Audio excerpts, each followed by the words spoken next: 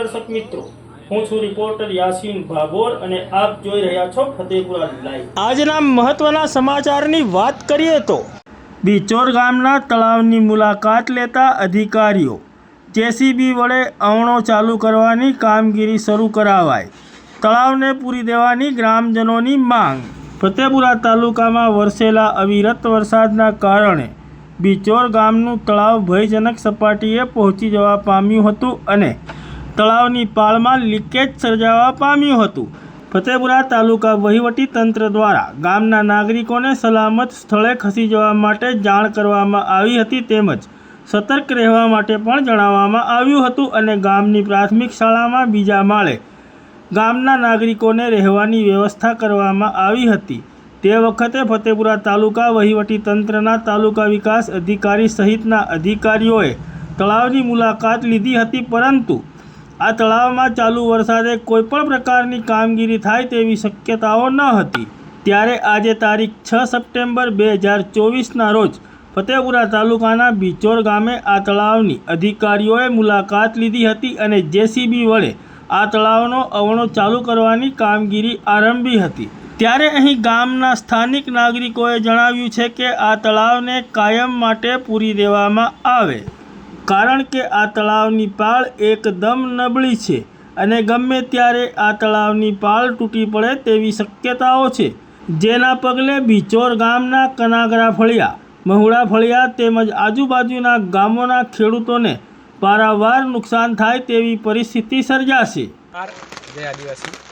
આજે અમે બિચોર ગામના જંગલ ખાતાની અંદર જે તળાવની ફૂટવાની ચર્ચાઓ છેલ્લા 5 દિવસથી ચાલતી હતી, પરંતુ આ સરકારી તંત્ર ઘોર નિંદ્રામાં ઊંઘેલ છે અને ઊંઘેલ હતું। અત્યારે હાલ તળાવની મરામતી કામગીરી ચાલુ થઈ છે।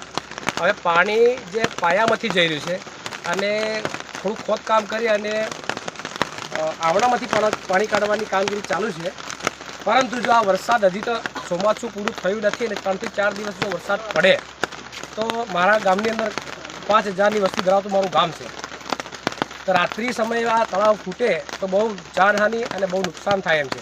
હવે સરકારશ્રીએ રજિસ્ટર બનાવીને અમારા ગામના માણસોની નોંધણી કરી છે, કેટલા બળદ છે, કેટલા માણસ છે, કેટલા પુરુષ છે। શું એક સરકાર સામે અમારો પ્રશ્ન છે કે અમે બધા મરી જઈશું ને પછી ખાલી આંકડો બતાવવા માટે આ એક યાદી બનાવી છે। અમારે યાદીની જરૂર નથી। અમારે આ તળાવ આજે ને આજે જ આમણો ખાલી કરી અને ગામ લોકોની મંજૂરી હોય તો આ તળાવ રાખવાનું અને ગામની મંજૂરી ના હોય તો આ તળાવને નષ્ટ નાબૂદ કરવા માટે અમારી સરકારશ્રીને અપીલ છે। જોહાર, જય આદિવાસી। આપનું નામ? મારું નામ પારગી સુભાષભાઈ। હું બિચોર ગામનો જ વતની છું। મારા ગામની જ ચર્ચા છે, મારા ગામની આ વાત છે।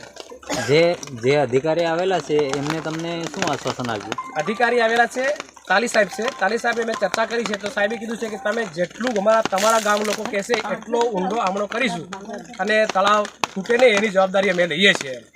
પરંતુ મારા ગામ લોકોની ચર્ચા એવી છે કે આ તળાવ અમારે જોઈતું જ નથી, કેમ કે તળાવની કામગીરી બહુ એકદમ નબળી છે અને જે તળાવની પાળ પર જીસીબીનું કામ ચાલે, જીસીબી ચાલે છે તો બી તળાવ જેની પાળ છે એ ફાટે છે, આજે પણ ફાટે છે। તો અમને નહીં લાગતું કે આ તળાવ અમારું લાઈફ ટાઈમ ચાલે। સરકાર પાસે બહુ વ્યવસ્થા છે તો અમને એક ચેક ડેમ મંજૂર કરીને મોટો ચેક ડેમ બનાવી આપવામાં આવે, અમને વાંધો નથી।